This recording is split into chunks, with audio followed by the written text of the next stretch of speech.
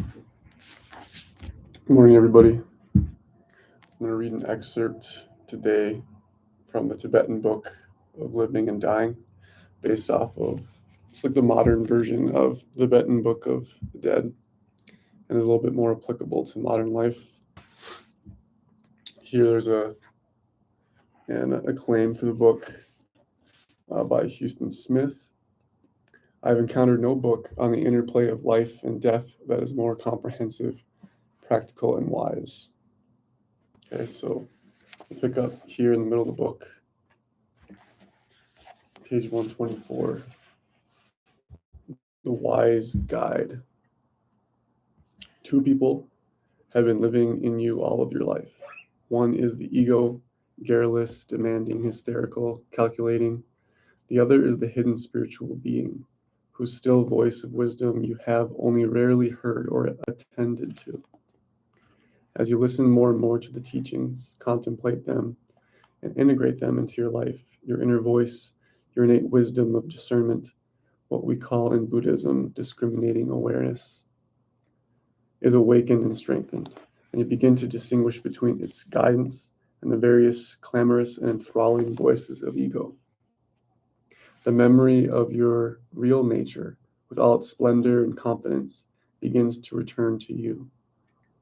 You will find, in fact, that you have uncovered in yourself your own wise guide, because he or she knows you through and through.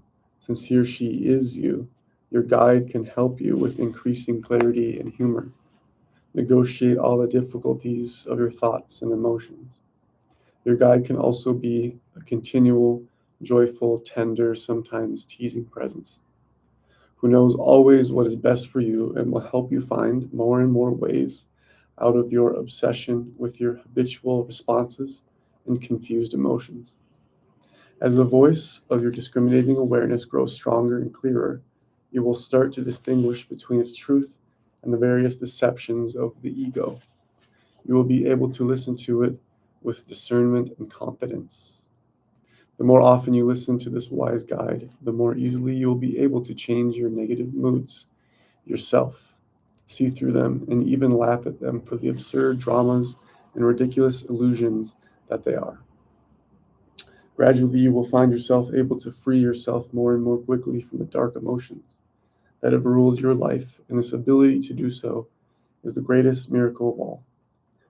Turten Sogyal, the Tibetan mystic, said that he was not really impressed by someone who could turn the floor into the ceiling or fire into water. A real miracle, he said, was if someone could liberate just one negative emotion.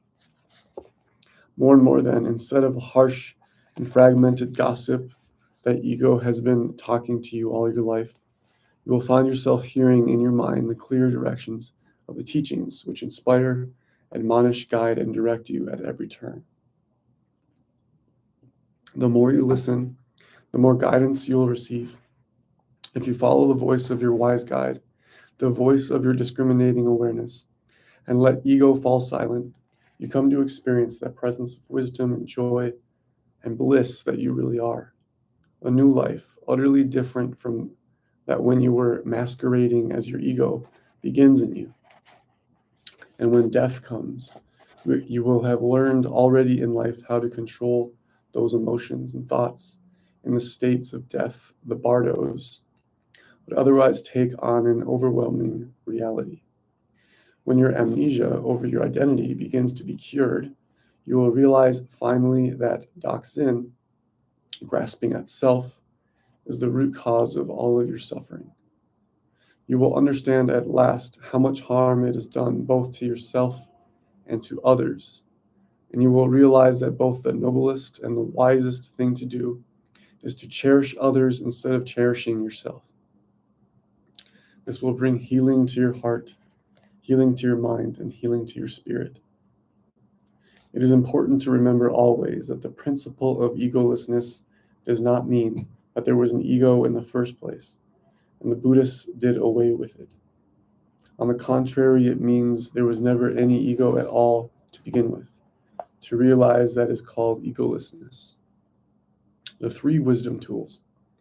The way to discover the freedom of the wisdom of egolessness the masters advise us is through the process of listening and hearing, contemplation and reflection and meditation.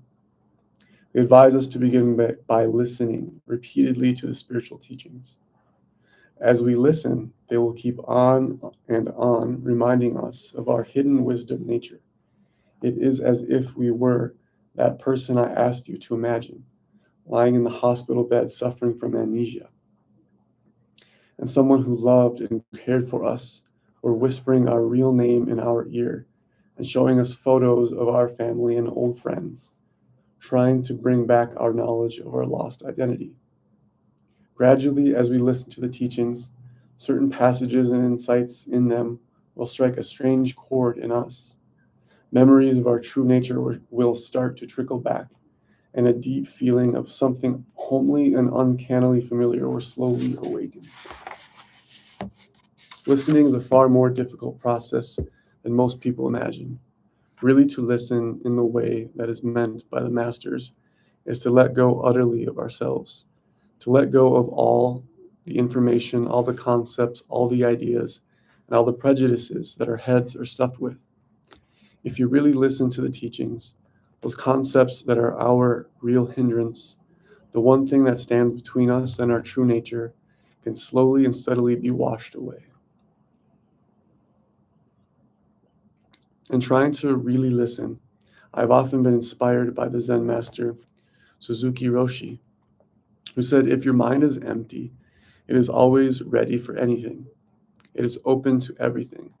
In the beginner's mind, there are many possibilities.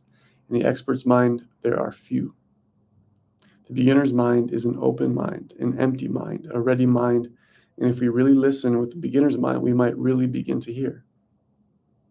If we listen with a silent mind, as free as possible from the clamor of preconceived ideas, a possibility would be created for the truth of the teachings to pierce us, and for the meaning of life and death to become increasingly and startingly clear."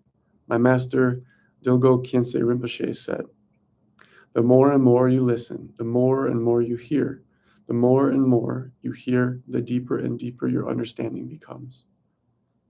The deepening of understanding then comes through contemplation and reflection, the second tool of wisdom. As we contemplate what we've heard, it gradually begins to permeate our mind stream and saturate our inner experience of our lives. Everyday events start to mirror and more subtly and directly to confirm the truths of the teachings. As contemplation slowly unfolds and enriches what we have begun to understand intellectually, and carries that understanding down from our head into our heart. The third tool of wisdom is meditation.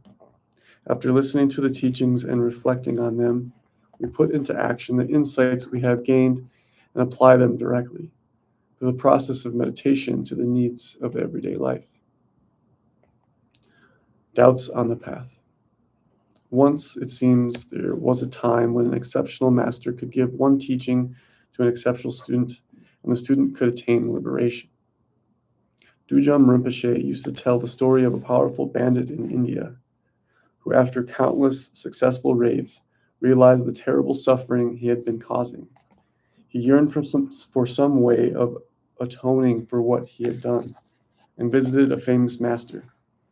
He asked him, "I am a sinner, I am in torment. What's the way out? What can I do?" The master looked the bandit up and down and then asked him what he was good at. "Nothing," replied the bandit. "Nothing?" barked the master. "You must be good at something." The bandit was silent for a while and eventually admitted, "Actually, there is one thing I have a talent for, and that's stealing." The master chuckled. "Good. That's exactly the skill you'll need now.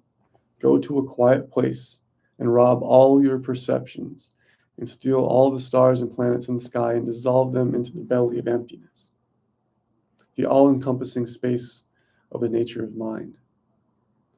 Within 21 days, the bandit had realized the nature of his mind and eventually came to be regarded as one of the great saints of India.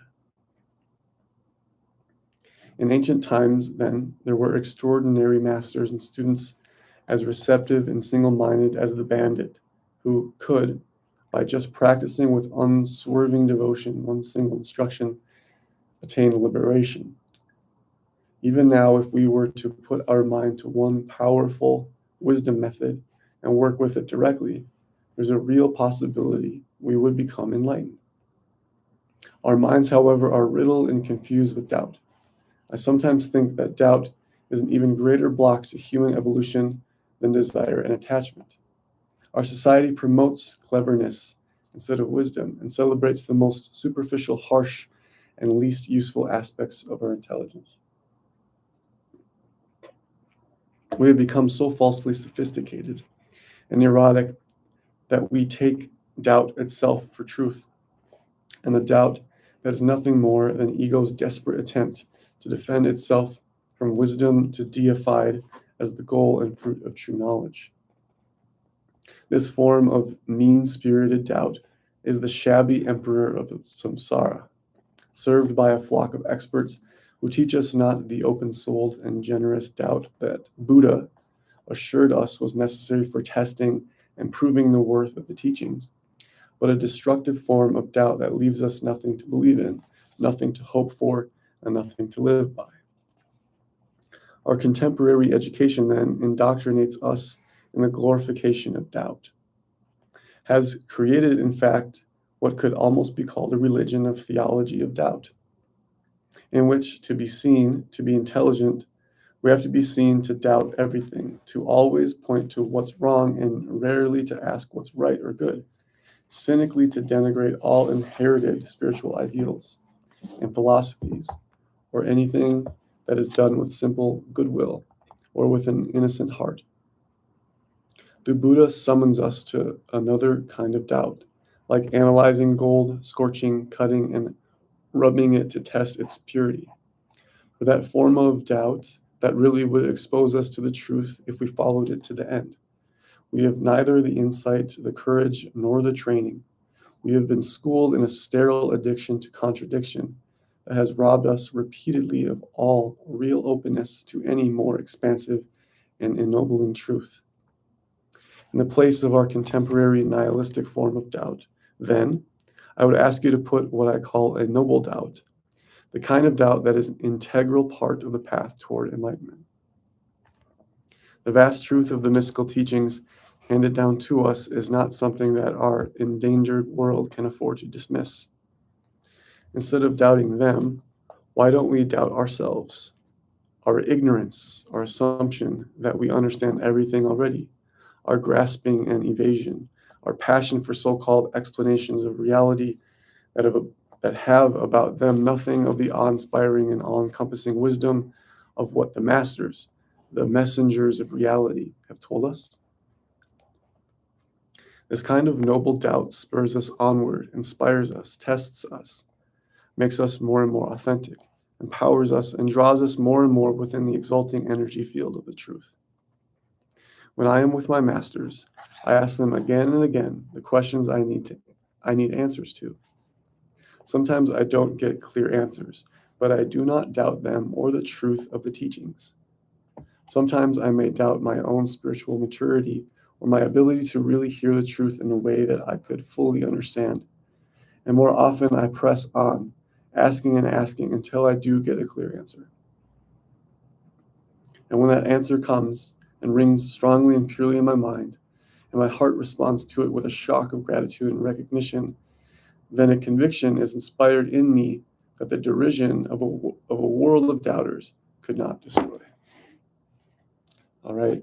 Well, I hope you guys enjoyed the excerpt of the Tibetan Book of Living and Dying by Sogyal Rinpoche. Have a good day. Peace.